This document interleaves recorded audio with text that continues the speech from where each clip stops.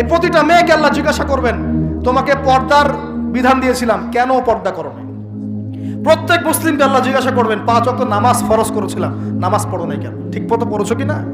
প্রত্যেক ধনীকে আল্লাহ জিজ্ঞাসা করবেন, দাঁড় করিয়ে করে, একজন করে, একসাথে 10 জন না, একজন করে আসবে, একজন করে। এই আব্দুল্লাহ তুমি আসো, এই আব্দুর রহমান তুমি আসো, এই ওবায়দুল্লাহ তুমি আসো, এই রহিম তুমি, আব্দুর রহিম তুমি আসো।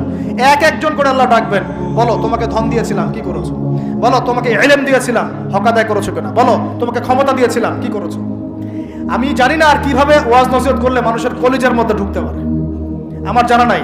আমি সহ প্রতি ব্যক্তি এই বিচারের সম্মুখীন হবেই হবে ইনশাআল্লাহ।